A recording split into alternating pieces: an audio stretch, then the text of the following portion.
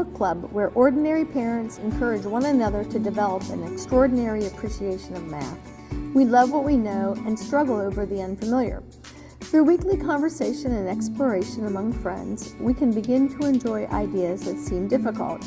Join our book club as we discover how math helps us to know God and to make Him known. Hello, I'm Lee Bortons, and it's Wednesday, November 6, 2024. Welcome to the Math Map, where Kirsty Gilpin and I discuss each week a lesson from our math curriculum for families with students enrolled in Classical Conversations communities. We're almost done with the first academic semester, and that means we're almost done with the first semester of the Math Map as we prepare to help our children and answer their questions. So, Kirsty, what are we working on today? Well, we are finishing out not our calls for the semester, but we are finishing out the semester in terms of our lessons. So this is week 15, what's a book club, and it is also lesson 15 for the Math Map, which is the assessment or Blue Book week. So we're going to talk about assessment. I think this is a fun week to kind of highlight because we get to say, yes, look, we really are halfway through. And what a great reminder that assessment is something that's ongoing, but also that having that pause at specific intervals is a good way to sort of stop and reflect. And so we're doing that twice in the Math Map. We're here on week 15, and then we're going to talk about this on week 30. We're working through the complex lessons. Remember, whichever domain you're working through at home, go ahead and put your check mark there as you're tracking your journey this year. So moving on to our 10 interesting integers. I chose 2 because there's something fun about these integers. So there's 2 because they have to come in a pair. And I'll share that unless somebody already knows what is special about these numbers. But let's go ahead. So what do you see here with 5 and 11? What's something you know? They're both prime. They are both prime.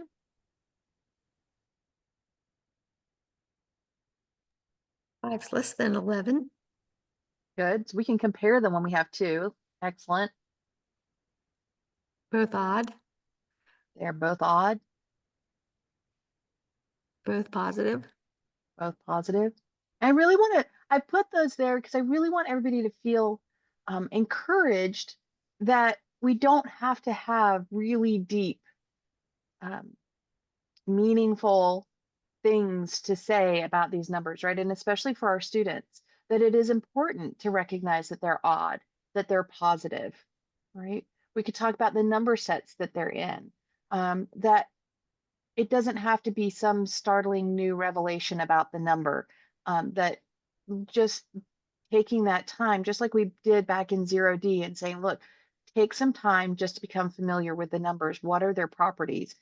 So I really want everybody to feel encouraged that those details are important, even if they may seem obvious. So we could say their sum is 16, their difference is 6. That's kind of interesting. Their lowest common denominator, their multiple would be 50, or common multiple would be 55. They don't divide evenly. Nope. With 1 this week, my students pointed out it's all made up of straight lines. So in this case, 5 has curved lines and the ones have straight lines. Good. 1 is 1 digit, 1's 2 digits. Excellent.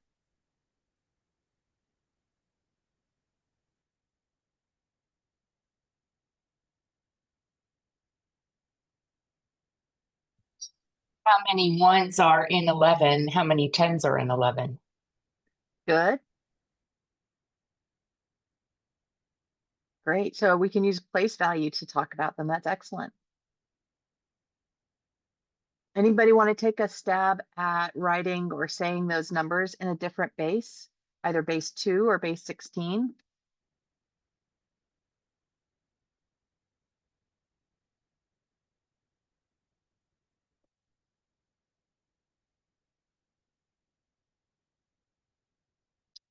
Or how about this one? Which ones would have a different expression in base 2?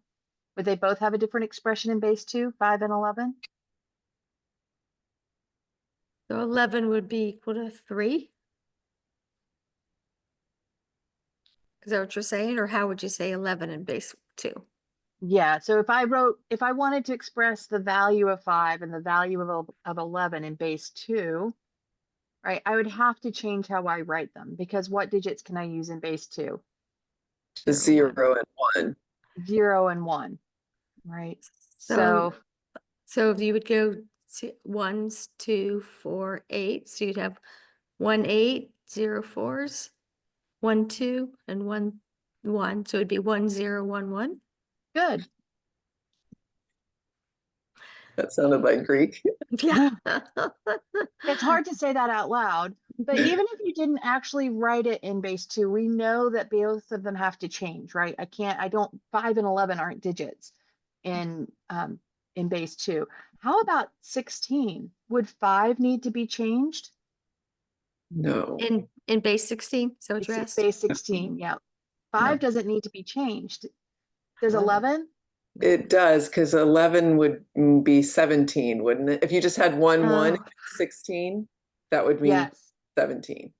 So I'd have to change it. And so this is just a case where we could say to our students, right, this is where we have to use extra digits, right? Because how many digits do I need in base 16? 16, right? So I need some extra digits, and that's where I toss the letters in. So I could count to 9, and then I would use A for 10 and B for 11, right? So when you look on your back of your computer and you're looking at those weird hex codes that have letters in them, it's base 16. So when you see a B, that means that's the 7. same as 11 in base 10. So the thing that should make us mad is that there's a whole genre of people who count regularly using that, all those IT guys that seem so nerdy, and it turns out they just love language.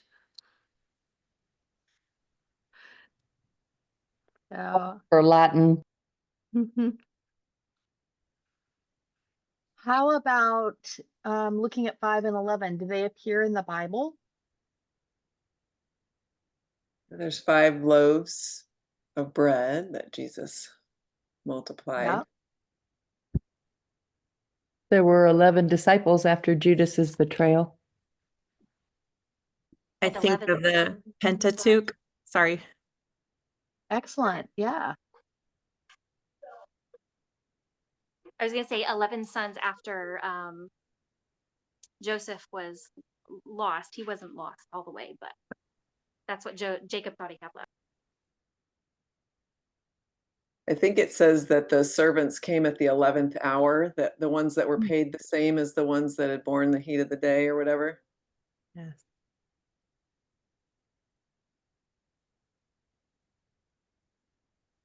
Anything else anybody wants to say about 5 and 11? There's the 5th day of creation. Good.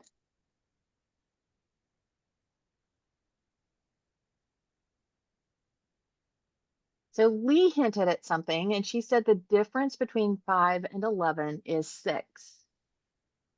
And does anybody know the Latin word for 6? Or Sex. the Latin Sex. prefix sex? So Sex. here's your fun.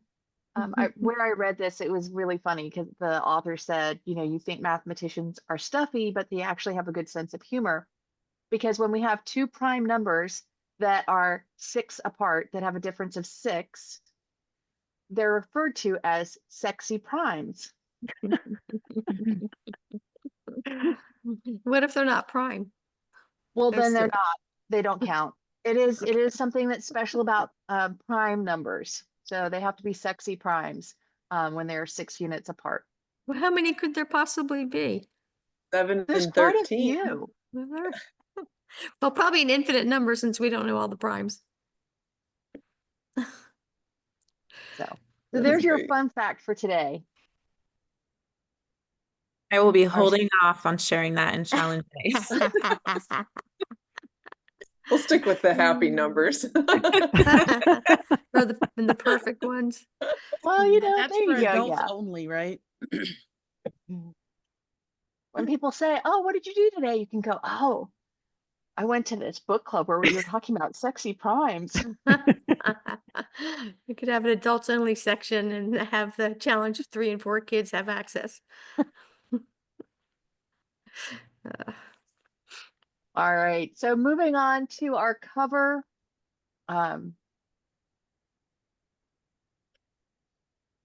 What do you see here in our art or in the cover itself that maybe sets this cover apart, either makes it appropriate for the choice of lesson being assessment, or differentiates this cover from other covers that we've looked at? Well, it looks to me like they're about to have a recital or some sort of a performance, perhaps. And so, like an assessment of all of their skills that they've learned with their dancing. And I like especially that they have the older gentleman watching. It just has that, it conveys wisdom, I think.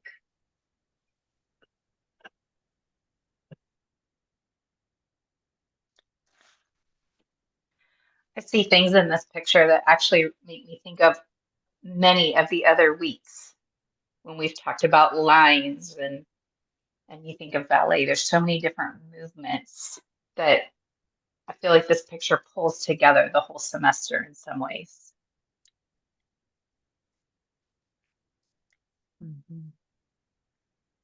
It also feels like nostalgic, kind of.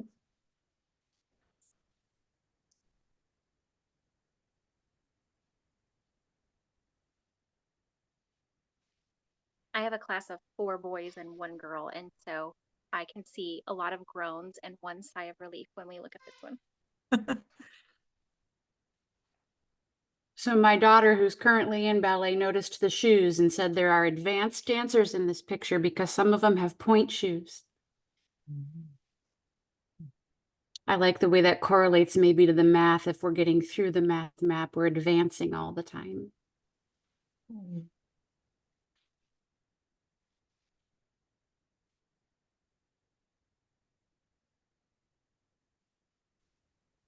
How are they being assessed? Are they being assessed individually, as a group, or both, do you think? It almost looks like it's as a group, but from the opposite side. They're all waiting to hear what the master is going to say, and then that'll help them know how to improve also. Seems like a group thing too, because they're all in similar or identical costumes. I also see the light and dark contrast in here, like Rembrandt's paintings were. It does look like the one girl in the center is kind of, she's doing a pose. I don't know what to call that. I don't do ballet, but it looks kind of like he's looking at one person. But I like that somebody else said everybody else is kind of paying attention to that. Like he's looking at her form and then they're able to learn from what he says to her. We were looking at that too. It looks like he's looking at the one girl in the different pose, and maybe the ones, say, closer to us have already been assessed, and the ones behind her, some are still putting on their shoes, so they have yet to be assessed, and yet they're all in the same room watching what's going on. I haven't noticed this before. I obviously just put my cheaters on, but it looks like the girl sitting on the piano is like making a face, like she's So I don't know if she doesn't like what he's saying, or maybe she knows that she did something wrong and now she's like, oh, I have to correct it. I don't know. I feel like her posture and her face are in contrast with the others that are more standing in the form. And so she stands out in that way. And then also the little girl in the background who's kind of slouched over with her knees at an angle. Like she's kind of not in a more structured pose also. and there's contrast in that. When I see the girl on the piano, it always makes me think that she's like beseeching the Lord, looking up and praying for success in her dance or something like that.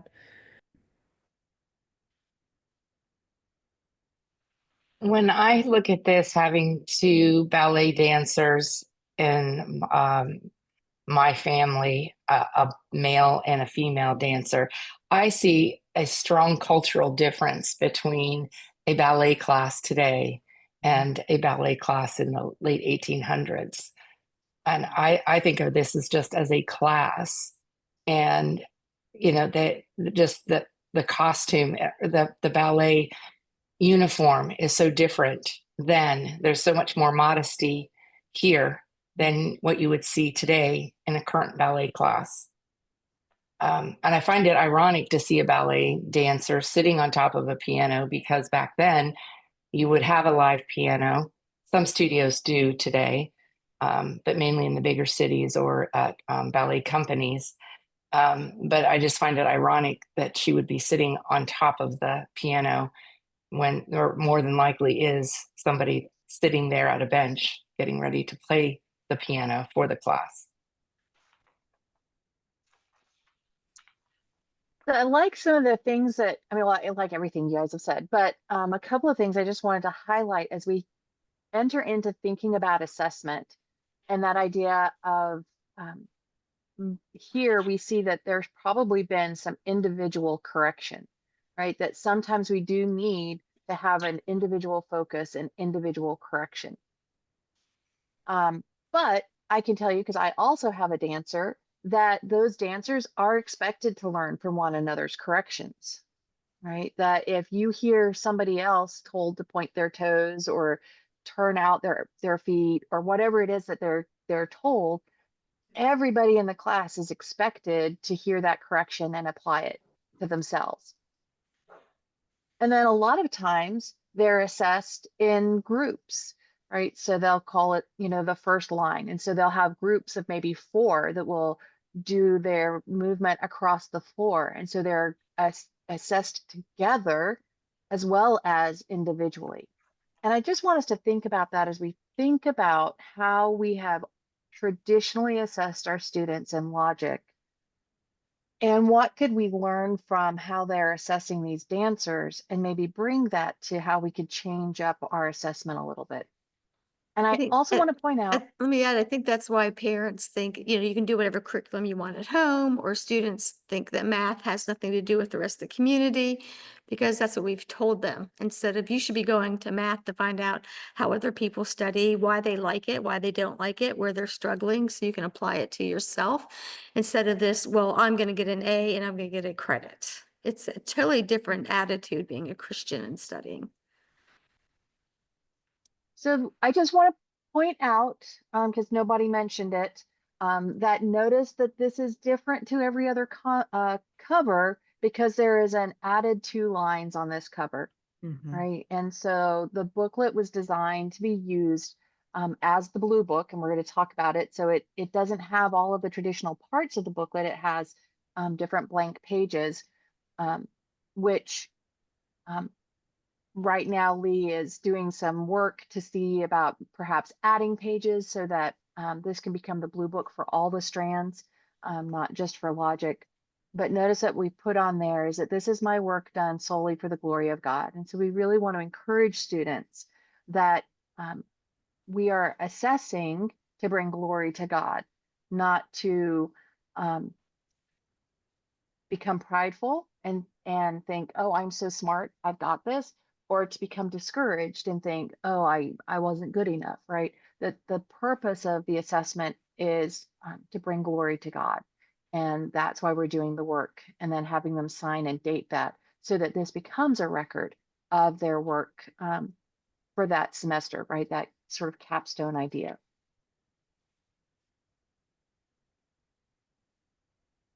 So notice I skipped straight to some pieces from the chart.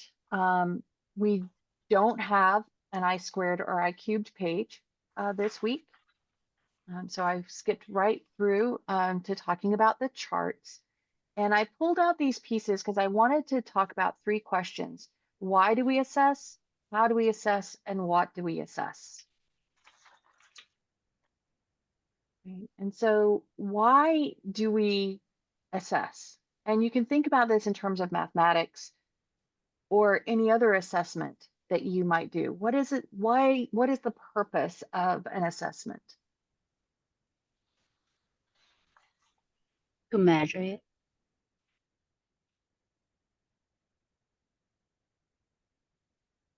Could you say it again? To measure it. Yes, to measure. Good.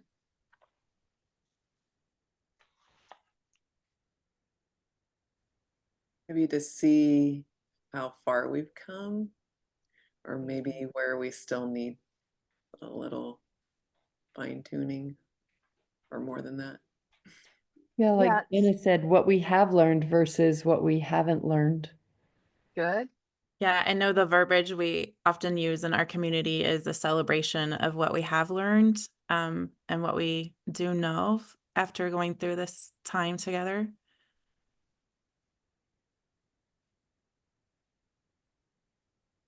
Yeah, if you think about it really broadly, right? I don't know why I'm thinking physical therapy, right? But the first, if you were go to a physical therapist, right? What's your first appointment is usually an assessment, right?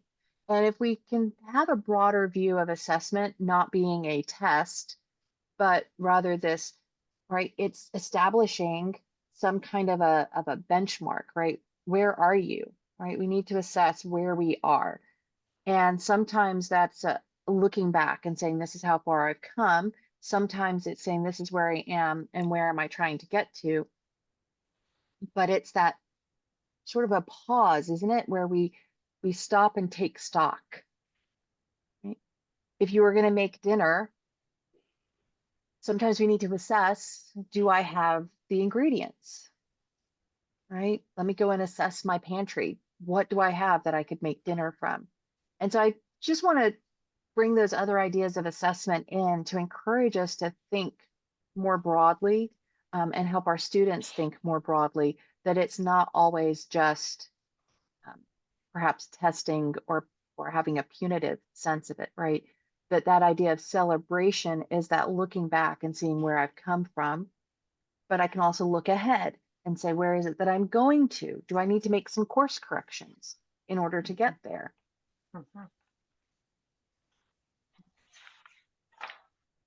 If my goal is to make a chocolate cake for dessert and I go and I realize that I have no cocoa powder, right? I now know, what do I need to get in order to make the cake, right? I'm not going to bewail the fact that I didn't get any cocoa. Well, I might if I just put my shopping order in and I forgot it, right?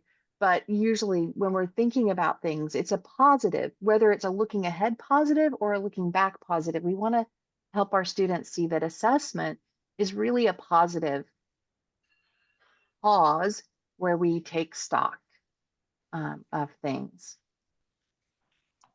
because it's what's helping us to grow. It's also, would you say it's also an expression for us as students to wrestle with, to articulate, to come into the rhetorical of what we've been learning and wrestling with? Yeah, I think that's a great, yeah. So a formal assessment like we're doing with the blue books is certainly an opportunity to say, look, all right, so I've taken stock of the things that I've known and now I'm communicating that to you. Also, I think why tests give so much anxiety is very often a test, an actual like a formal test, truthfully reveals that you've not done the work you should have done. And that's not a bad thing. We all need that kind of accountability, but that should be something that the parent is doing with the child and not the community, the director in the community. They should be the one encouraging and saying, yeah, you didn't do so well here, but this is how you could do better for the next blue book or the next lesson, is helping them to look ahead so they feel valued, even though they maybe failed in the past, because it's from our failures that we learn. So there's this beautiful balance, I think, between the parents' role of that, getting stuff done, and our role as directors of just being encouraging and modeling and tutoring. That's good. I think it's a good pause too in community to be able to make some connections that maybe when we were just going through the conversations maybe weren't made. Yeah, there's an intentionality when we think about formal assessment. There's an intentionality about it, isn't there? Because is lesson 15 or week 15, is that the only time you're assessing? Now, we're, as parents, as homeschoolers, as tutors, we're constantly assessing, aren't we? Right? You know, by how a student is participating in class, are they getting this stuff or are they not, right? Their eyes glaze over. And so you're assessing as you go. As parents at home, right? We're constantly assessing. Oh, I noticed that my son didn't come and ask me as many questions this week. So it seems like he's starting to work more independently. I might check that, right? So I'm constantly assessing, right? As I do my flashcards, gosh, we're getting through these flashcards more and more quickly, right? We're starting to master them. So assessment is an ongoing informal process. And then this is when we think about it as the blue book, we're thinking about a formal pause where we stop. And as Nina said, right, there's some things that maybe I need to intentionally focus on to bring some connections to light. Right? Or as Shauna said, that I'm now going to encourage my students to take stock and communicate that to me in a new way. So there's our why of our assessment, right? Let's talk a little bit about the how and the what. How traditionally have you, and I'm asking that because I want you to think through the different math curricula that you have used. How have you traditionally assessed your students' mathematics? Giving the test that's in the test booklet that I bought. Yeah, I think it depended. Go ahead. Well, I was going to say it depends on the year and my development as a classical homeschool parent, as to how I was assessing their knowledge as they got older. But even when they were younger, it was just, can you count the number of bears, or can you pick out the triangle in these shapes? So it was different types of assessment based on where they were in their math studies. But yes, the booklet was always the easy way to just say, here, take this. I think something that I learned from all the homeschooling I did was that I often confuse what I learned with what my children learned, forgetting that they were children. And so, because I remember one time we went to grandma's after a very recent field trip onto a George Washington site, and I looked at the boys and said, "Tell your grandma about George Washington." And they just looked at me. Versus I knew a whole lot about George Washington after that trip. So that's part of living, as recovering our own education. Of course, I learned more. I have more experience, but then looking at my boys and being able to say, okay, you truly are still grammatical. You need to hear it a lot before it's going to sink in. So let's talk about those booklets of tests, right? So I think most curricula that I'm familiar with that you might buy and have a book, right? There's a book of tests and quizzes that you can then use. As Kristen said, that's the easy way, right? And if you aren't perhaps confident in teaching in math, right? You're confident in leading your students through the booklet, but maybe your own math confidence doesn't make you go, oh, well, I can throw out these tests and do this myself, right? That's been the way, the how, and that also drives the what that we assess, right? And typically those tests are computation based, aren't they? Can you do the problems? Can you go through and just do the problems that reflect the problems that you've been learning? So it's a fairly narrow scope, right? If you've been using some kind of video curriculum, right, one of the things that those curricula actually advertise is that the assessment is built in, right? That the kids are going to reach these milestone lessons, and then they're going to do some kind of assessment in the program, and the program will grade it, and then you'll get a report, right? So again, it's a very narrow look at, we showed you these 10 problems. Can you now duplicate that work again? So I really want to encourage us all to let go of that kind of testing. I'm not saying it doesn't matter, and I'm not saying you shouldn't do that, right? But that should just be a piece of what we're doing, right? I liked when Lee just talked about a test, right? That a test gives us a number. And I was thinking about medical tests, right? That I go, and those medical tests, they draw my blood, and that medical test is important, right? It gives us some numbers, and it tells us, you know, are you in the normal range or not? But is that always the full picture of your health? No, right? You may, right? Your numbers might look right, but you still don't feel well. So your doctor isn't just looking at your tests, right? Hopefully, we have doctors that are looking at us holistically, right? And they're going, oh, gosh, you know, you're walking lopsided. Your blood all looks great, but you're walking lopsided, right? Let's figure out what's going on and get you well. And so a test can be a part of, it can be an indicator of some parts. But we've got here, the two other parts that I've chosen here are the breadth of assessment and the standards of assessment. And so let's think first about, what are your goals? And therefore, what do you want to assess when it comes to math, right? At the end of this year, or the end of the next 6 years, what is it that, if somebody said to you, your student can do X, what is it that would really make your heart happy? What's the most important thing? That if that was the one thing that you could have when it came to math education, you would say, okay, I did something right. Anybody want to share? Well, I now don't- that you're using the math map, I would hope that they would be a little more fluent in the language of math, that they could see some of these crazy things that I've never seen before, and at least know how to read it, know they've seen it before, and it doesn't just terrify them. Excellent.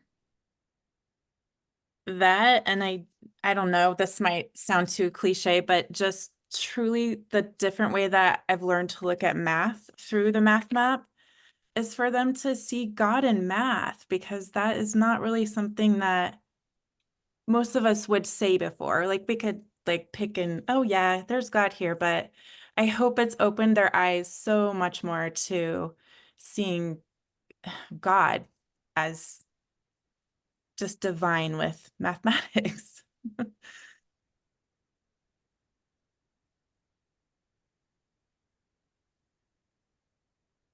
So I'm going to take those two ideas and wrap them together, all right? That they can use the language of math to have a conversation in their families, in their communities about mathematics, and how that's taught them something about God. Like, for me, like, that would make me really happy, right? So we just, right, that feels like this, I don't know, I don't want to say lofty goal, right? But it doesn't, it's a big goal. Do our traditional tests measure our progress towards that goal? Not normally. I mean, I was thinking about like vocabulary. Like, I don't ever remember taking a test where I was asked about math vocabulary. And I feel like now I realize it was a really important thing. So I think I don't know that we capture it. I guess if you know the grammar, then you're going to get some problems, right? But if you don't know the grammar, you're not going to get them. But I don't know. I was just thinking maybe we should have a part of assessment just be vocabulary. Like, do you know the definition? Can you match the just something that's more practical, right? Because I know we're talking about different kinds of things, but I don't really remember seeing anything similar to that in an assessment I've given my students.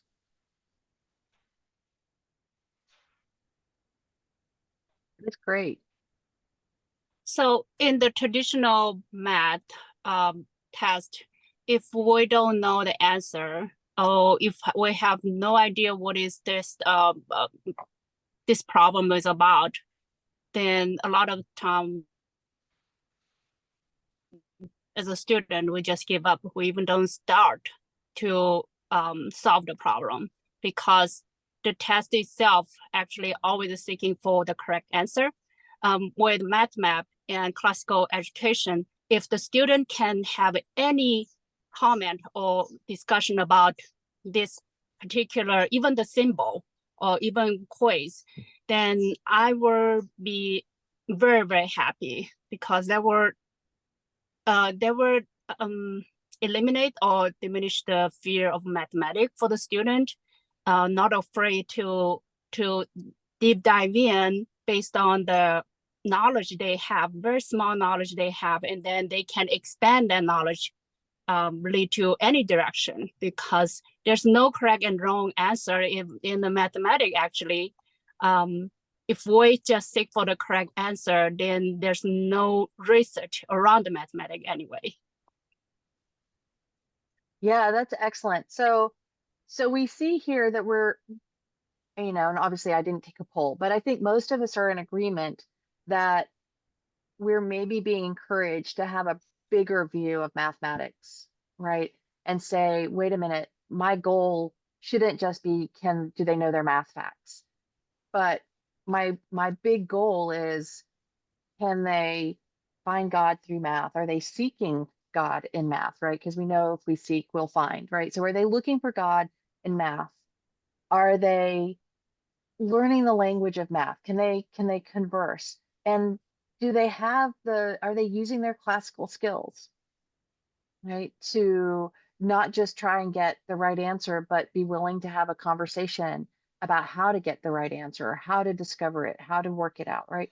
So those are our goals for our students. And I just want to encourage us, because sometimes we can say that those are our goals, but we're tempted to come back and go, oh, but they didn't get a great grade on the test, right?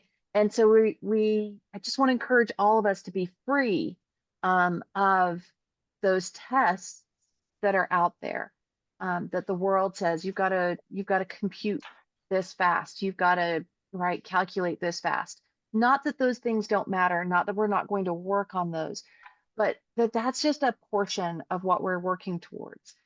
And I think I've probably said it here, I know I've said it to other people, that I am a task-based person. I love to check things off on my to-do list. I love to be productive and say, this is the thing I got done today. I am very blessed that my son, he's 17 and he likes to come and talk to me, right? And I'll be in the middle of something and he'll come sit down and he'll just want to tell me about his day or tell me about something he saw.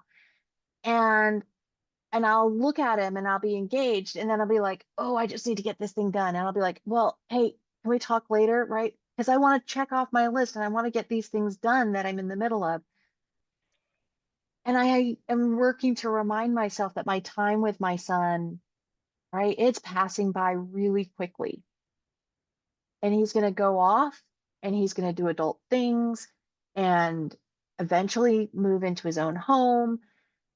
And these spontaneous conversations are going to be a lot less frequent. So why am I not enjoying these conversations, right? Why do I think that checking off one more thing on my to-do list is more important than talking to my son, right? And I think we do the same thing with math, is that we think getting through the lesson pages, or right, I got through the lesson pages this week, we got enough done.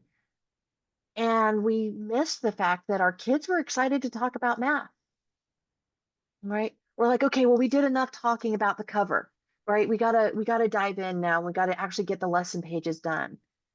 And so I just want to encourage all of us to let go of some of that baggage that we've brought in from how we've been taught math ourselves and how we've been looking at math for so many years, to let that go and not assess based on how many problems we got done or how accurate our calculations were, because that will come in time, but really to celebrate and enjoy conversations with our children about math, even if they're wrong, right? Like, even if they come in and they're like, Mom, I saw this butterfly and it had rotational symmetry. And you're like, no, that wasn't rotational symmetry. That was mirror symmetry, right? You might have that conversation, but man, isn't that exciting that your kids wanted to come in and talk about the symmetry of a butterfly? So I really want to encourage us when we're thinking about assessment, that if we know what our goals are, our big goals, what is the thing that's going to really make you happy when your kids leave your home? And then work back from that and go, okay, well, how do I assess that? Right? What is it that I'm assessing? Right? That's my goal. And then how do I assess that? And a lot of it's done through conversation, right? Although we've got a lot of ideas here in the charts, right, for things that you can think about. So like those standards. Are my kids doing what they do for the glory of God, right? Are they aiming to make the body grow, right? So it builds up in love. Are they looking for God in creation, right? Am I assessing that? Because those are the things we're talking about, right? Are my children honoring me and doing the things I've asked them to do, right? Are they showing up to community and participating in the conversation? And these feel like almost, I want to say they feel almost too easy, right? And and we maybe sometimes, I think, push these things aside and go, oh yeah, well, they're nice kids, they're doing that. But I think we've probably all had experience with people that are like, well, your kids are just so, like, they're amazing because they come and they talk. My daughter went to a Bible study this summer with with her grandmother, with my mom, and all the older ladies in this Bible study were like, well, it's amazing. She came and she participated. Like, we just don't know other kids that do that, right? And it's really easy to think, oh, yeah, but did she know her Bible? Did she do this right? But it's right, just celebrating the fact that our kids are willing to go and be accountable in a group. Like, we need to recognize that as successes and encourage that, and not get down on ourselves if they don't get all of their math pages done, or don't learn those flashcards as quickly as we'd like them to. So I'm getting kind of on a soapbox here, but I just really want to encourage you all, because I know that your goals are being met because you're here. And I know that you all have hearts for the Lord and hearts to grow your children in the wisdom and knowledge and admonition of the Lord. And we need to give ourselves and our children credit, right, for the progress we're making towards that goal, and not get so hung up on all the other details that will come with time. So that said, let's talk about math assessment, and the fact that we do need to talk about, are they actually gaining their math knowledge? And some of that is going to come through conversation, as we've talked about. But here's some examples of, and these are really generic examples. They don't follow any pattern. And we're going to talk about different kinds of paper in a minute, and different kinds of questions. But just take a look at some of these sample questions, and which ones do you think, oh yeah, that's something that I maybe could do? Or what's something that you're like, I'm not there yet? Or is there a question on here like, that's a good question, but I would change this for my student?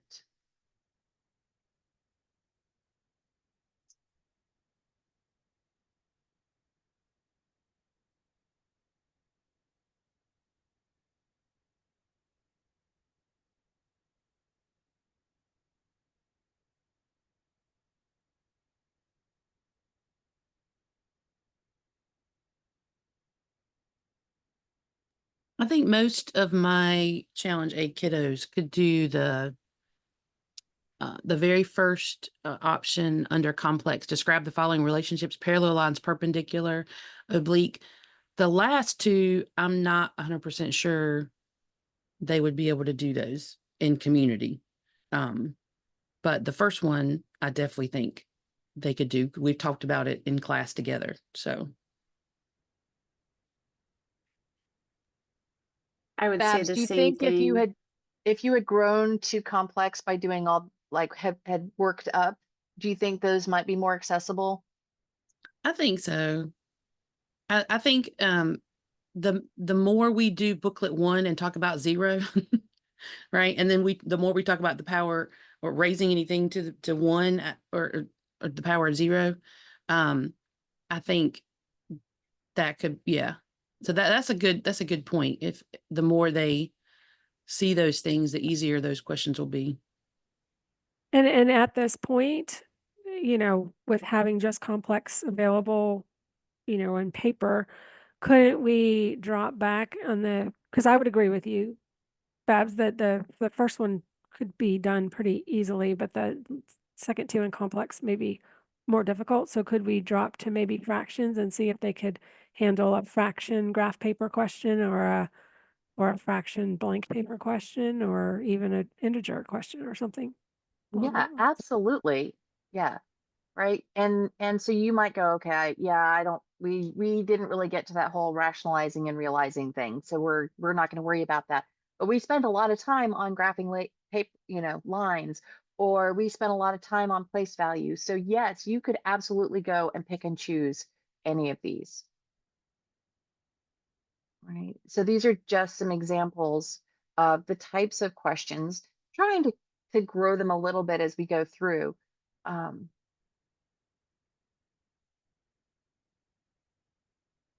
and some of these might be a stretch. Some of them might feel really easy. Um,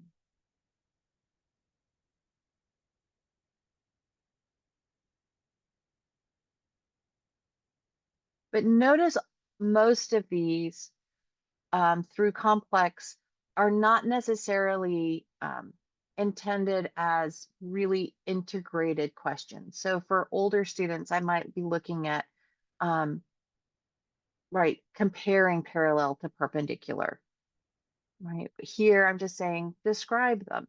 So we're still talking more about sort of grammar type of questions, things that they may have seen, and we're now asking them to kind of come back and just tell us, right, what these were. These were some things that they did see. And then so type grammar type questions up through complex.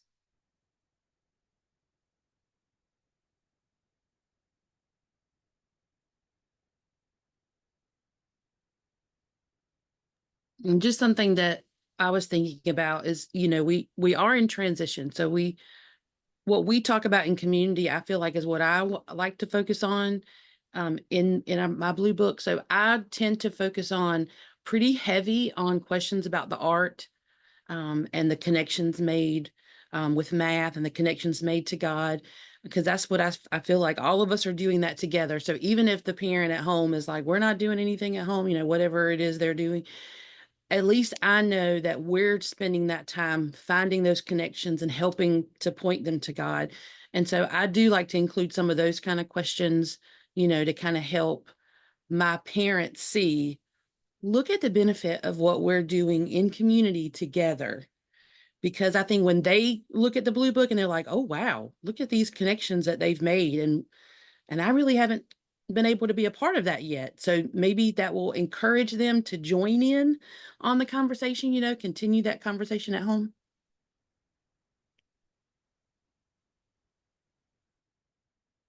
So there are more questions if you guys haven't found them. In the companion, if you click on the inside front cover on the right-hand side, I think it says continuing the conversation, and it actually brings up a compass, and it has grammar, or it has knowledge, understanding, and wisdom questions that are truth, beauty, and goodness questions. So if you're like, oh, I want some more questions, there's a whole bunch of questions there. Some of them are closely related to the lesson. Some are maybe a little bit more loosely related to the lesson. But they are there in the companion. So if you're somebody that's like, oh, I want some questions that are more thought-provoking questions, but maybe not good at coming up with those yourselves, those are in the companion. You said those And are so under continuing the conversation somewhere?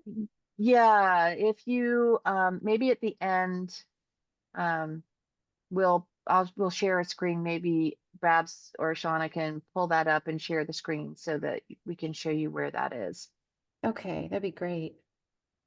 Some of those are also in the lesson 30 charts. So there's more about sort of assessment in the lesson 30 charts. So if you're trying to figure out what does this assessment thing look like, that's another place to go. So when we think about, right, our big picture assessment, right, a lot of that is being assessed through our conversations. As our students start to write, we might be assessing some of that through writing. We do want to assess, right, are we gaining the math skills? And so, as I said, these are just some samples here about where you could pull some ideas from, but also to show you that you can pull from anything that you've learned, right? So you could say, hey, what are the big ideas that we learned, right? What are the dimensions? What's your domain, right? So just going back to those, comparing a couple of dimensions, or asking your students about that Euler diagram if you want to talk about domains. So you can pick those things that you've worked on and want to go back and revisit, or it might be something that your student really likes, and you could include that in your blue book and in your assessment. And so there's two aspects to this assessment pause, right? That there's in community, we're writing or having this blue book where they're doing some kind of writing, but there's also that pause. I'll be honest with you, I used to the week before, in week 14, I would always go through what was going to be on the blue book with my students. And that was really when I assessed them, because in that conversation, I would know who was tracking, right? I knew who was keeping up with stuff, who knew what was going on, who was getting it. And so my assessment really happened in week 14 through conversation. And then in the next week, all those things we talked about, they would write, and so they would have a record of it. But there was never any surprise, right, on week 15. None of those students went from knowing nothing to knowing everything, or from knowing everything to knowing nothing, right? Whatever I got in conversation in week 14 was what came through in the blue book on week 15. But then at home, right, we can also, as parents or as tutors helping parents, right, we can talk about, well, what are the things that you want to assess, right? What is it that matters to you? And honestly, this first year of the math map, like the flashcards are a great way to assess, right? Am I gaining there? But also going back to, right, is my student trying to use their skills of learning? Are they putting in effort, and those kinds of things? So I'm going to go ahead and just take a look at the blue book pages. So you can see here we have 3 different kinds of paper. And so Lee came up with this idea that we have these composition lines, right, where they could write something. So that could be tracing, copywork, or dictation for younger students. But it can also be, right, anything that I'm going to write for my older students. I'm asking them to compare things. Graph paper can help us to organize things. So for example, that question about, examining the place value of a number, the grid might help my students to organize my place value, right? Make a table, or where I want to graph something. the grid might help me. And then sketches, drawings, and constructions are best on blank paper. So we have blank paper. So there's different papers for different things that we're going to assess in the blue book.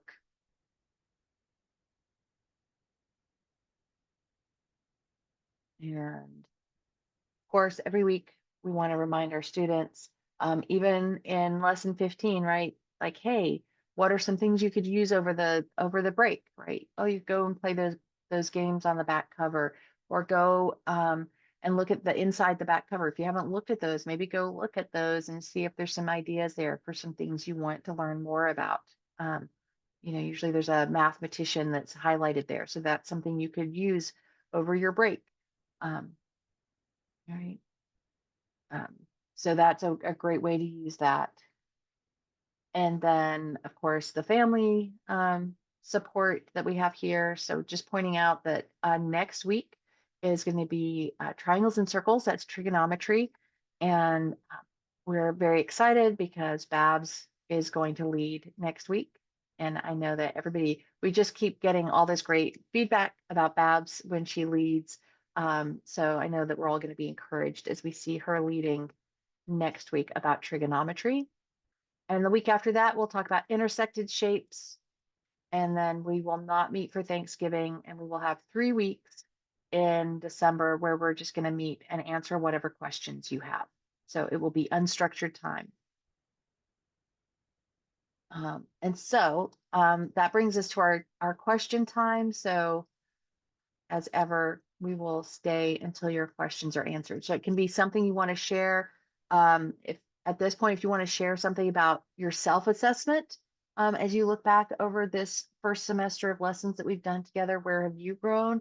What's something you've learned? What's something would you like to do differently? Or you can just talk about assessment, or you can ask questions from other lessons. So testimonies are always good if somebody would like to share. Kirsty, I'm not sure if I put what you wanted in the chat. I put the chart 3 and 4, what it looks like in the companion when you click on those. Is that what you were looking for, or is there something else? No. So if you here, I'm going to stop sharing and then I will share my screen. You just give me a moment to log in to CC Connected. And while you were doing that, I had a thought, I had an idea. So we've never really been able to use flashcards in the classroom in the pilot because we had to print them out ourselves. So I never did it. So this year is be the first year that I can actually use them. So I was thinking on assessment day, we could like play a game and maybe divide up into teams and like compete against each other on who knows the most from like the notations cards or something like that. And so that made me think, so I've been trying to like go through and do them because there's so much that I don't know on the notations cards that we could do like beat the tutor. And so like just trying to think of like assessment games that we could play on the last day, because a lot of times we have a little more time. So that was just something I was thinking about if it's something that your class would benefit from. I like that. All right. So if you are in the companion and you go to any of the booklets, so I'm just going to pick booklet 9 and you turn the page so that you're looking at the inside front cover where it says contributions to the conversation. On the right-hand side, you can see the travel log for that week. And then the complete travel log, and then this questions to extend the conversation. If you click on that, you'll get this compass here. And so our compass points to God. And as those circles go out, we're looking at grammar, dialectic, and rhetoric. Grammar, dialectic, and rhetoric is what we're using as our, right, we're pointing towards God. As the circles go out, there's beauty, truth, and goodness questions for knowledge, understanding, and wisdom. So for example, for lesson 9, as knowledge, you might ask them to name the colors of the rainbow. It's a curve. Or to express beauty, or express where all the good things come from, which is James 1:17. For understanding, you might say what authority determines beauty, define dimension and domain, compare nothingness to goodness. So we're trying to use our common topic questions there. And then for wisdom, you're getting more broad questions like, could your senses lie to you? Or how do we determine the proper order for our lives? Or what does beauty mean to you? So notice all of these have some things to do with truth, beauty, and goodness, trying to, where we can, connect them to the lesson. But I just wanted, if you haven't discovered those questions are there in the companion. I And never there's knew there was more pages. This is the first time seeing it, so so yay! so yeah. So as you click through, that's one of the things that is in there. On that inside the front cover, some additional things there.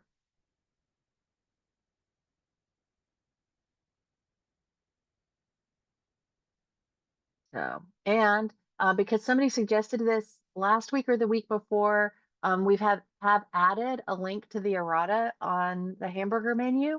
So Yay! you can now have a skip to the glossary. You can get to your tutor page, and you can get to the errata. So it's not necessarily been added to every single booklet yet, but as we're editing those booklets and adding them, it's being put in there. So That is so helpful. Thank you so much. And it opens up in a different tab so you don't lose your place. Again, yay!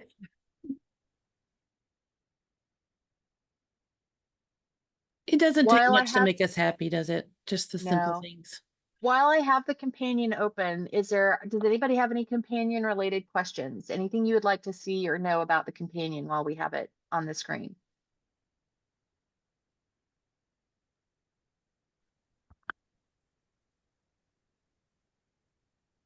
How far are you along with getting the lessons populated with extra page 1 through 4? So right now I am currently working on the content for lesson 22. So once I finish the content, it takes me about 2 weeks to work on the content for each lesson. And then it goes to our design and edit team that take what I do and try to make it pretty and edit it to get rid of my typos. And then it goes through Q&A, or sorry, quality control, and they make sure that like it's been checked, make sure all the links work. And then after that, then it gets uploaded. So it's a 3 to 4 week process from when I start working on it till it goes live. So we're trying to be every 2 weeks we get another lesson out. So Looks like we're up to 19. 19 is up there. I don't think 20 is. so we're trying to catch up. We're a little bit behind on the monomials. So we're trying to get caught up on the monomials. So the complex may be kind of building up a little bit to give us a little bit of margin to get some of those monomials lessons caught up. And so then you might see a whole rash of complex come through in December. So as we work on getting that out. I have somewhat of a testimonial to share. In our community, several of the other challenge tutors have started using just doing the cover art to include in their logic strand, and our challenge 4 class posed a competition with challenge A with the flashcards. And so I think we'll probably do it in second semester because challenge 4 has been working through the flashcards just while they're in logic together. Hopefully our challenge A students are doing them much more frequently. But anyway, it's also just given the challenge A a little more motivation to make sure they are doing their flashcards. So just adding some friendly competition in there along the way as well. So I love that. I love that. Because that's one of our goals, right? Is to have this capacity for a community-wide conversation. yes. And that's beautiful that your challenge A and challenge 4 are combining like that. Yeah. Well, And especially because they're never going to get to do the math map, unless they're doing it at home with their family, they're not really going to ever go through it like Challenge A is. So anyway. Well, as the Challenge 4 director for my community, I love that idea and I will propose it to our Challenge A director, but we haven't been doing the flashcards in class. We've just been doing the artwork. So, You're good. They just started doing flashcards in class and she's doing like 10 a week. So, okay, getting well, I can down do that.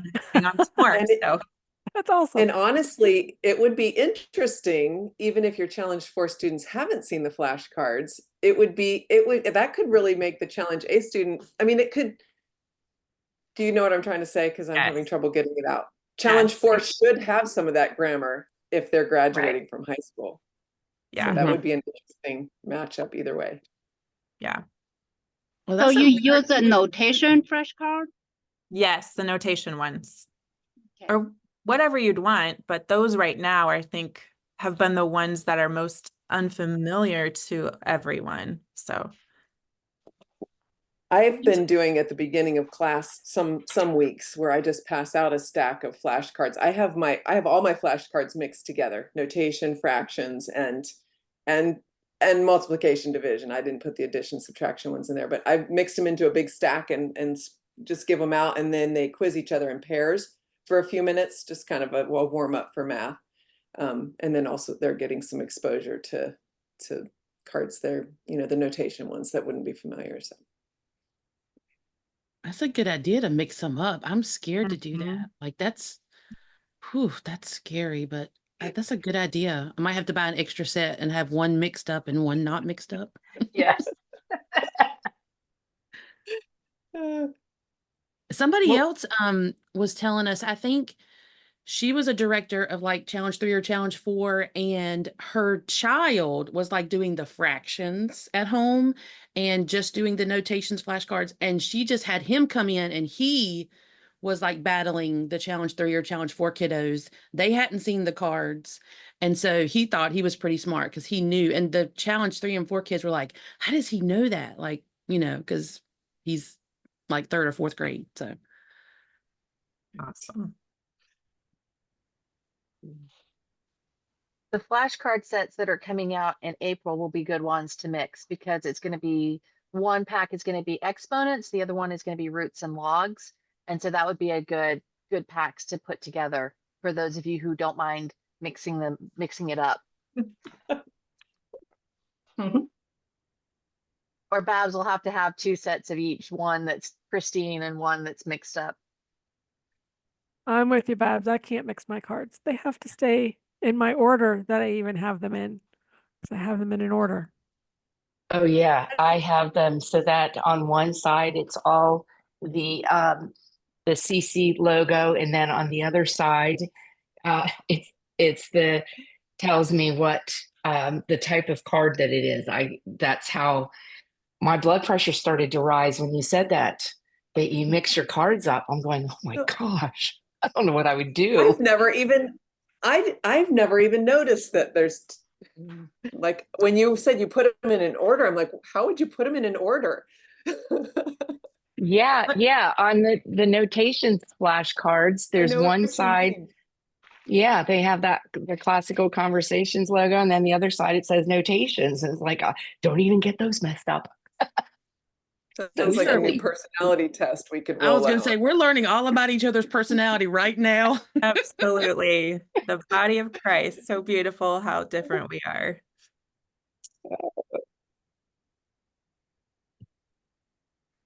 There is not an errata available for fractions because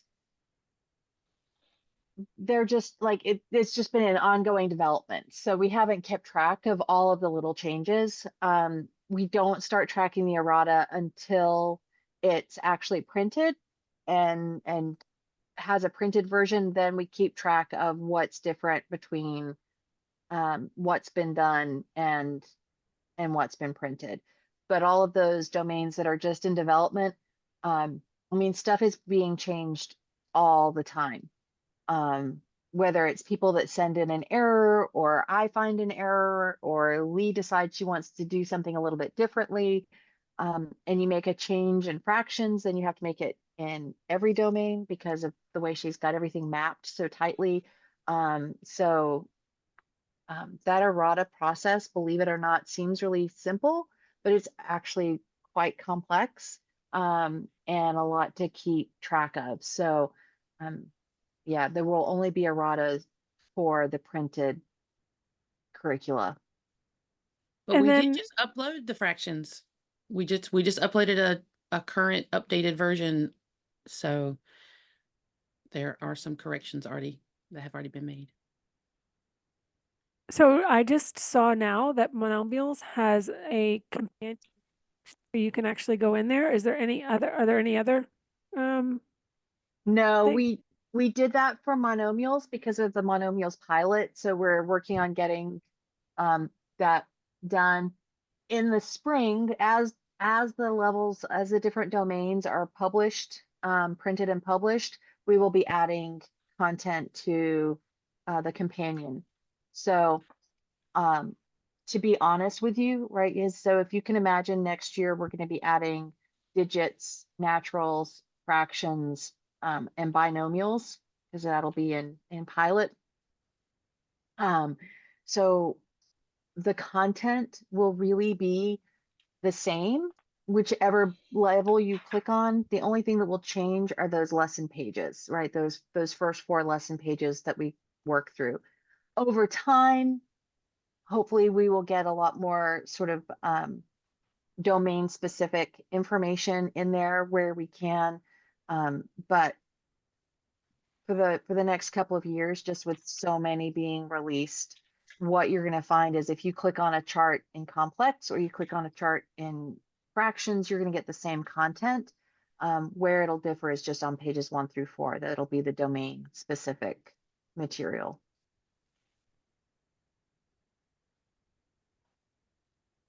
Can I ask a question about lesson 11? Absolutely. I've been working through that before my community day this week, and I guess I'm trying to, for one, understand where is this used?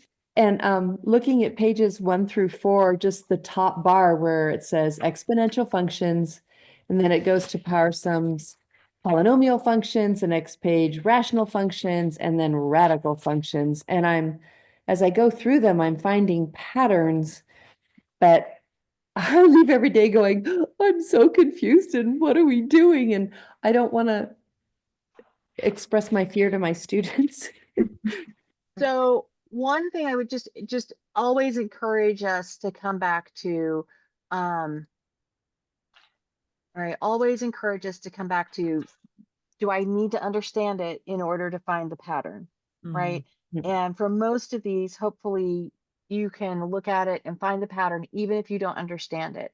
And Right. that's where we default to, my job is to teach, not, is to lead through the classical skills of learning. And so using comparison a lot. So for example, on lesson page 2, at the top, it says, examine and classify the power function f of x equals a times x minus h, the n plus k. And then down below, I see it with numbers. And so what I'm comparing is what number is in the place of those letters, right? And so in each of those cases, I see the n is the index. And so I can fill in what's my index, what's my n, it's 0, it's 1, it's 2. I'm just noticing the pattern, right? I may not know everything, but I'm just noticing the pattern. Now, something like below that where it says constant, linear, and so forth, that's something where I really am going to need to go and look in the charts. Because in the charts, it does give you that list of what that n is. So like n, when n is 2, it's the second degree or quadratic. When n is 3, it's a third degree or cubic. Then is 4, it'd be the fourth degree in quartic. Right, so that I can pull off the chart or I can look it up because I may, right, this is my first time through. I'm not going to have it in my memoria. So I really want to encourage you, when you're looking at lessons like this and you feel like you should understand the math, it's okay to say, I don't understand the math, but I do know what my classical skills are and I'm going to use that. That said, I'm going to give you a crash course in the math from lesson 11. So there are, on page 1, we're looking at the exponential and logarithmic function. And so my exponential function is anything where I have some base with a variable as my index or my exponent. And so what I'm looking at here are all the powers of my base, right? So what this says is that my function is to examine, I'm examining all the powers of base B. Okay. That's my exponential function. And there's 2 possibilities. If B is less than 1, right? When B is less than 1, my function is going to be decreasing.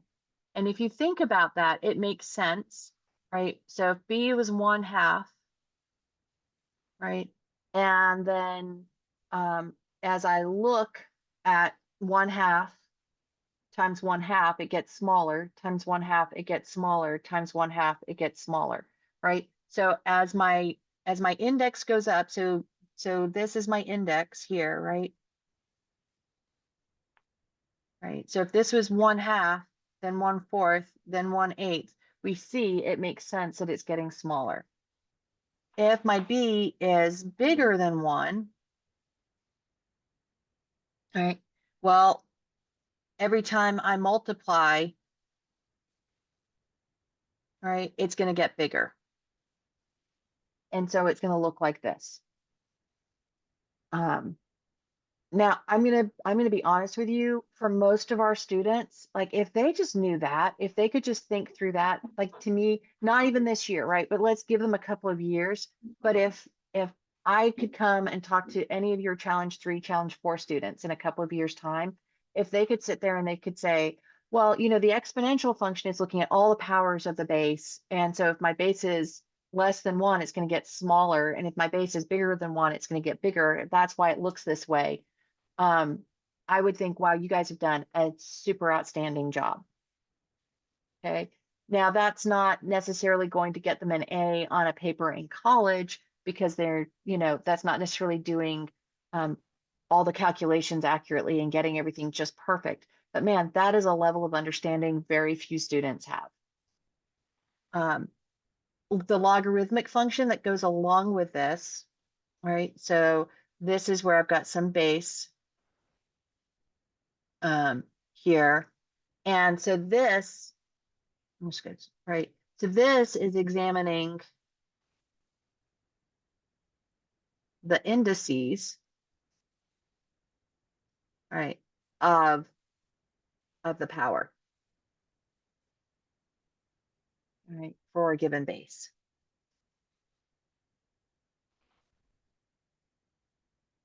Right, for the powers of a given base, right? So in this case, what I'm saying is, right, as my X is my powers now, and what I'm saying is, okay, as X gets bigger, right? Well, if my base is smaller than 1, right? I'm actually going to see that my index would have to get smaller, right? So if my, and again, this is a little bit, we have to think through this a little bit differently, right? So big power, small base, I need a small index. Big power, small base, small index. And so it's going to look something, I'm completely doing this wrong, probably doing this a little bit wrong, you know, but it's going to look something like that. Whereas if, so let's say this is my B is 1/2. If my base was 2, right, big power with a bigger base, I'm going to need a bigger index, right? So in this case, it's going to look more like this. It's going to be growing. I think exponential is a little bit easier to think through than the logarithmic, but that's because I just haven't used logs as much. I think our students are going to go, well, I've been doing this forever. I've been tracing these graphs forever. They're going to have an understanding of this that I probably will never have, just because they're going to see it more often. So that's very quick about exponential and logarithmic. Because what I really want to show you, this is what I get really excited about, is the power function. So let's go back and remember that a power is a base with an index. And we looked at the case where that index was a variable. But when we look at the case where our base is a variable, right? What I'm examining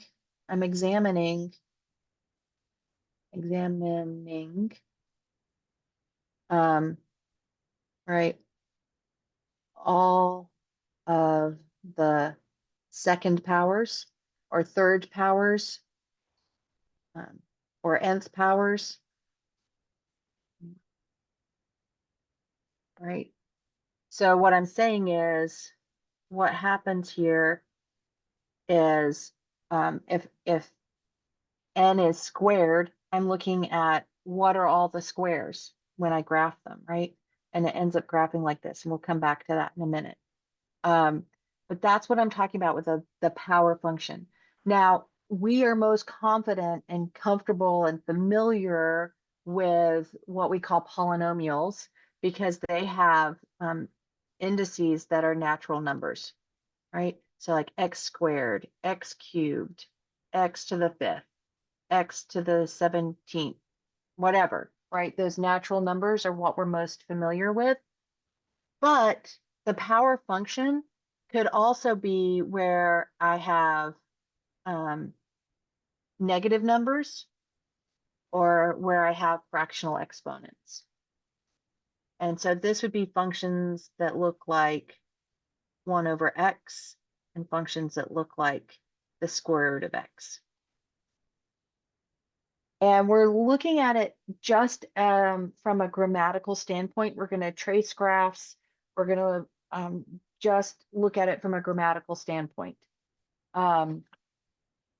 If you want to dive deeper with your students, I'm not going to do the whole thing because we haven't even got there yet. But lessons 7 is where we talk about powers. 11 is where we talk about the power function. In 18, we're going to talk about how we transform the power function. In 25, we're going to find the derivative of the power function. And in 26, we're going to find the integral of the power function. And so every function that can be written like this, okay, every function that can be written like that is a power function. And they all observe the same basic rules. Okay, we're going to see in lesson 18 that if it's this is like its full name, that this h and this k here are going to tell me if I've shifted it around in my coordinate plane.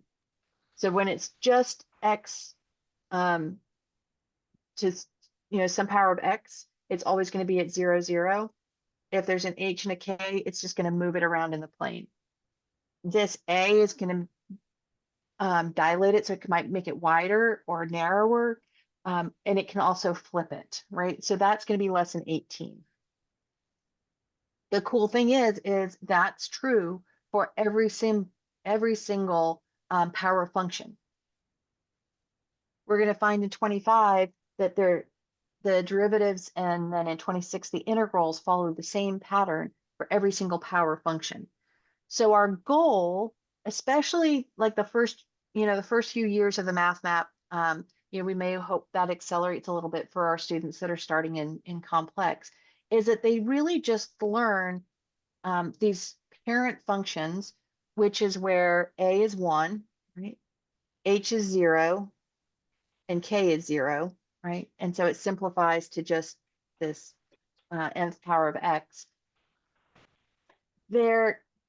We can look at these and we're going to see that they're all going to be centered at 0, 0. And we can learn what their shapes are. And if we know what their shapes are, we can go ahead and we know something about like all of these different functions. It just kind of excites me because it's really kind of cool because every other function is built from these. It's like chart A, right, where you can put all these things together. We find these functions and we're going to go, okay, I know what these basic 17 functions are, and I can add them, subtract them, multiply them, divide them. And if I know what that basic graph was, I'm going to have an idea of what the other graph would be. Now, when we look at these here, we're going to see that there's going to be like two choices. So very quickly here, if I was to do this, x and then y equals x squared. If I put 1, what do I get on this side?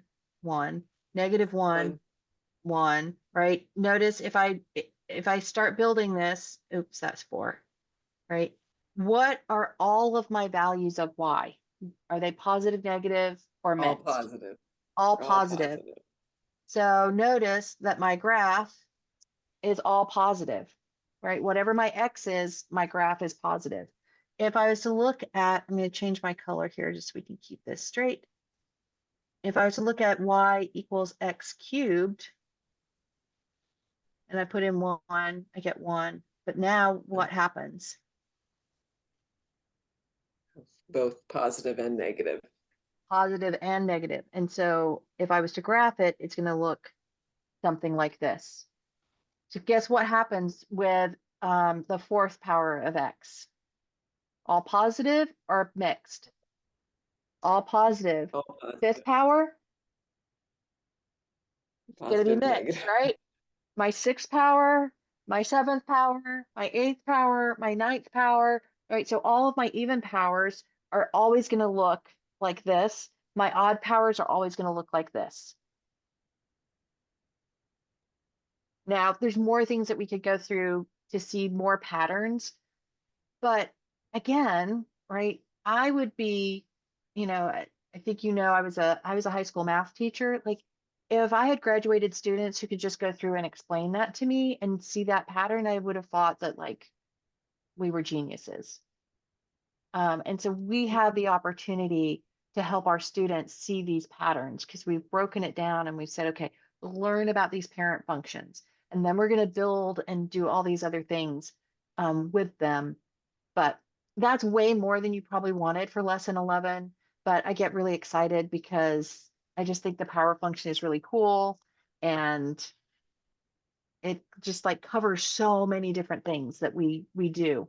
That if we can help our students become familiar with that power function, they're going to be like, I don't know, on the road to success. Kirsty, I have a question about just in general, because that was a problem that I did this past week with our Challenge 4 class with just powers and bases and indices. And why are we, I mean, maybe it's just me, but I am very familiar with powers. I'm very familiar with roots. But when it comes to the logarithms, that's where I like falter and feel very incompetent. Why? I mean, is that just my No, I limited? think because when we were young, right, you learned exponents. Like that was something, it was just repeated multiplication. So, even, relatively young students were that magic was revealed to them and they went, oh, and then right, squaring and square roots kind of go together. So then that makes sense that those get taught together. Um, and that index was just kind of like left out on its own, right? We never talked about what the index was until one day you're in Algebra 2, and for maybe 1 week, maybe 2 weeks, you learn about logarithms, and nobody ever really connects it for you, and you maybe get enough to do something with it on a test, and then you never see it again, right? And so we should not be surprised that we are completely not familiar with logarithms. And when people ask me like, what's one of the biggest things that you've learned working on the math map, I always tell them the fact that roots, powers, and the roots, exponents, and logs go together. Just blew my mind, right? That there's this threeness there, but we were always told the two-ness, and then this other thing was like sprinkled in. And it was always like, well, you're trying to figure out what the exponent would be. What does that even mean, right? So yeah, I think I would say we were not taught well, and it's just something that's really unfamiliar in comparison to exponents and roots. But over time, we're going to recover it and redeem it. Yes, ma'am. Thank you. Can you explain, like, as simply as possible, what a function is? Sure. Okay, as simply as possible. I'm going to do my best.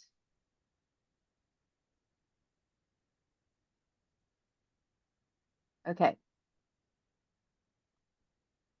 So a function is a map. We say it's a map because what we're saying is that if I have some set over here and I have my elements,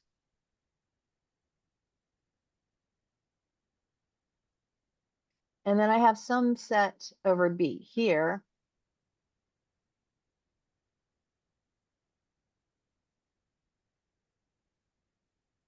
a function says, how do I map this? Well, A1 maps to B1, A2 maps to B3, A3 maps to B4, A5 maps to B2, and A4 maps to B5. All right, that could be a function. Is I just say this matches to this. That is the function. It takes something from here and connects it to something from here. We expand this idea in math and we say, okay, well, I'm going to have this set of numbers that are called my domain, and I'm going to have this set of numbers that's called my range. And it might be all the real numbers, right? In either, whatever it is. But let's just look at some specific ones like 0, 1, 2, and 3. And it says, okay, how do I map these numbers to a number in this other set? Well, I could say that my function says x plus 4. And so what that says is it says take 0, add 4, and it matches to 4. So 1 plus 4 would have to map to 5. And 2 is going to map to 6. And 3 is going to map to 7. And I could do this now for every possible value of x, right? And it just tells me, how do I map it? When I think about this graphically,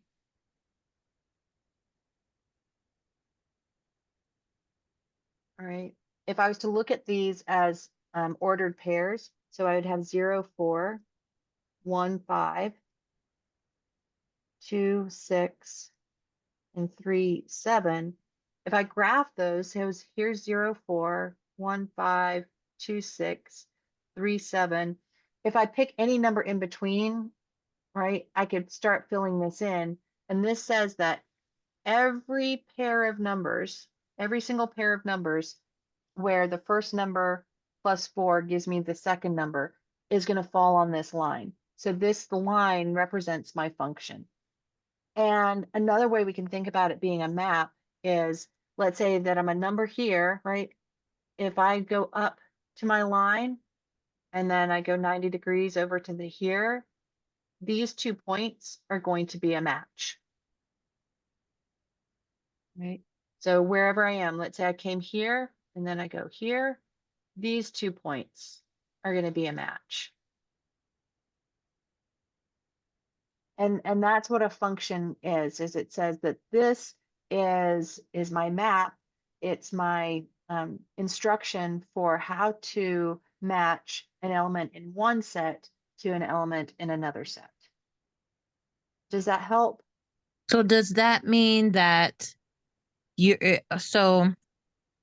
that mean that in it obviously can only happen in 2 or more dimensions, right? Because you Yes. you have to be able to relate one thing to another. And then does that mean that in that example, x plus 4 is the function? X plus 4 is my function, yes. So is it like the relationship between two things? Yes. So the general term, and I just want to clarify, we do in 1D we can define something called an iterative function. We won't go there, but I just want to make sure I say that we can define functions in 1D, but usually we think Okay. of them in 2D. Okay. So a relation is the very general set, right? Somebody said it's like the genus, and then the function is like the species. So a relation does the same thing, but in a relation, I can actually say that 0 matches to 4, or 0 matches to 5, right? Because the function could change? Well, no, so like something like this, x squared plus y squared equals 1. In this case, this graphs is a circle, so each x value is going to have 2 y values, or y equals the square root of x, for example. So let me erase this, and that way I can show you what this would look like.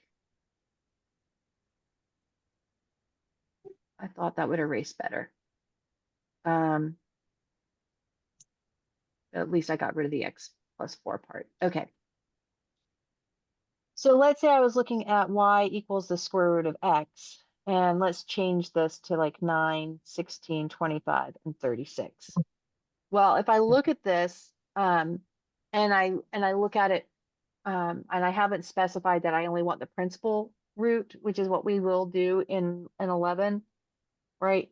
That this could match to 3 and -3. Right? 16 could go to 4 and -4, right? 5 and so forth. So that graphs, let me pick a different color here just to try and keep it clear. So I could graph that like this. And so now this is a relation, but it's not a function because each x value actually has 2 different y values that it can go to. So that is my general term as relation. That would include anything that looks like this. You know, y equals the absolute value of x would be a relation, but not a function. My conic sections are going to be like circles, and ellipses are going to be relations, but not functions, because that function has to have just one, right? Every x goes to just one y. And that's what that vertical line test is doing, right? So you can see here, this fails the vertical line test. So it is not a function. It's a relation, but not a function. Okay, so relation is a mathematical term that's basically something I need to look into later. But so the the function though, the function is basically, it's not, is that, I mean, I'm not using relationship as a mathematical term, but is it like the relationship between two things? Yes. Yeah, it's the correspondence. It's describing the matching from one set to another. Oh, it's like the pathway. It's like the way to get from Yes. one set to another set. Yeah. Okay. I think that helps me.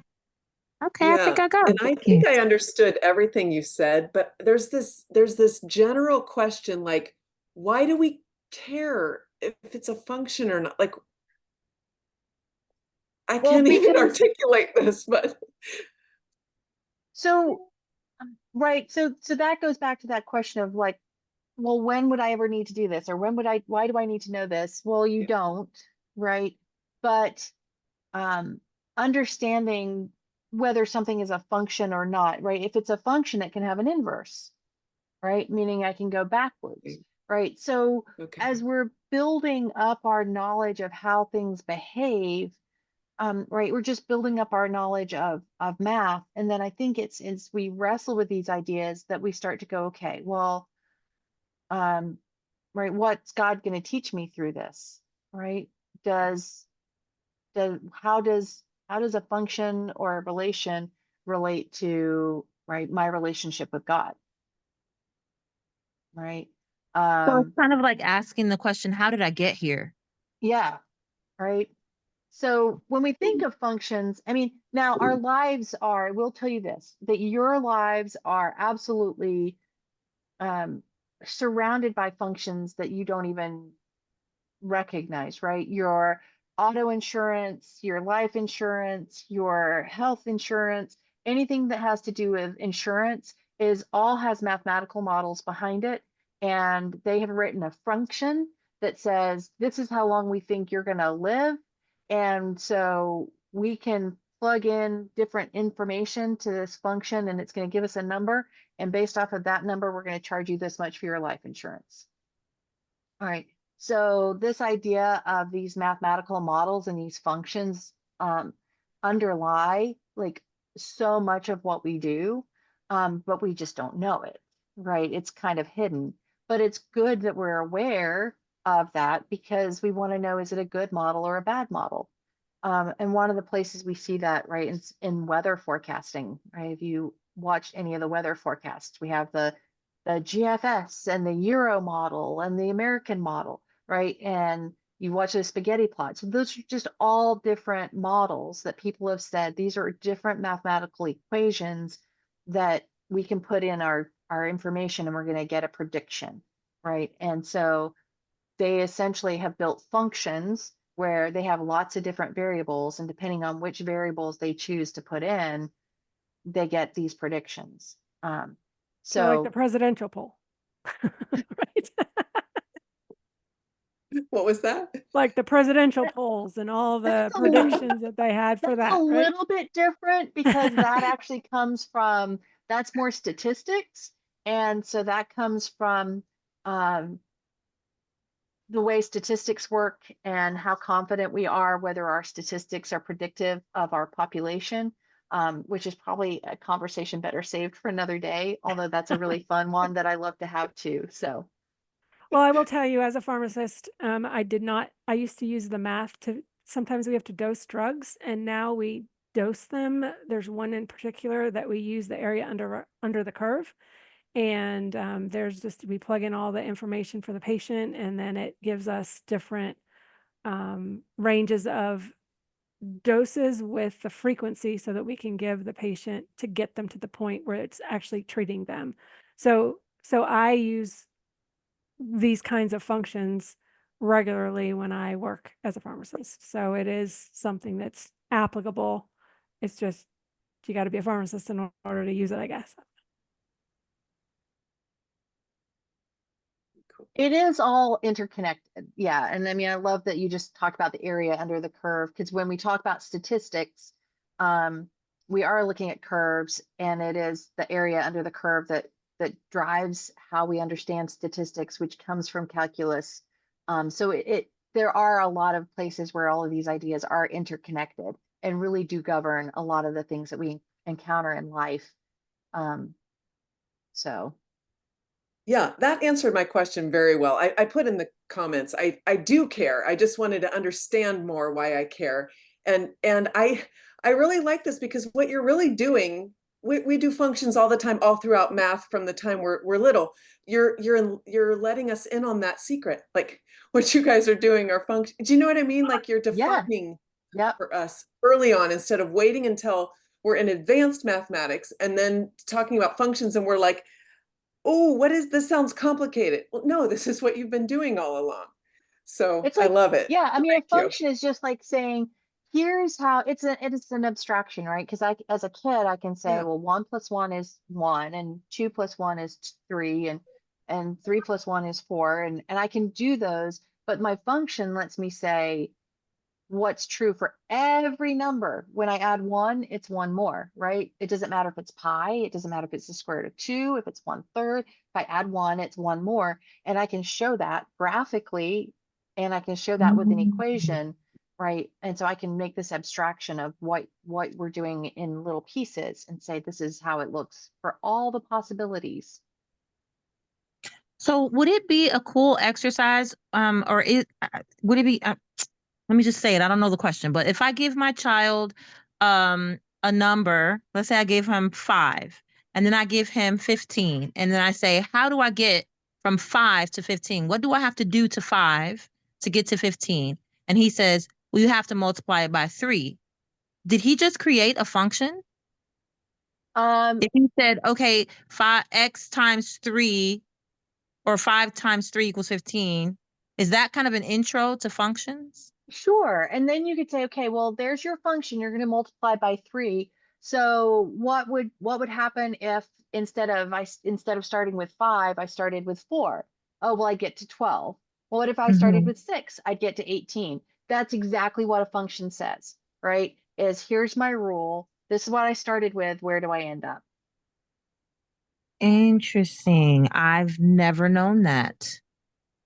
Okay, that is extremely helpful because then it helps me understand um the the domain is what we started with. The function is what we do to the domain, and the range is what we ended with after we applied the function to the domain. Exactly. Is that right? Oh my gosh, I feel so smart. You are smart. Okay, thank you. That is extremely helpful. Well, yay. Well, thanks everybody. I feel like we really are like developing this math community together. And I love the fact that I see all of you every week and we're wrestling with these ideas. And so I thank you for being here. And I look forward to being with you next week when Babs is going to excite us all about trigonometry because she's really excited about trigonometry. You can tell. She had to choose the one that she wanted me to do that was trigonometry. You got this, girl. Thank you, Nicole. Make sure you come next week so you can be my support. I'm doing my best. Thanks so much, Kirsty. All right, Thank thank you you. guys Always a so joy. much. Have a great day.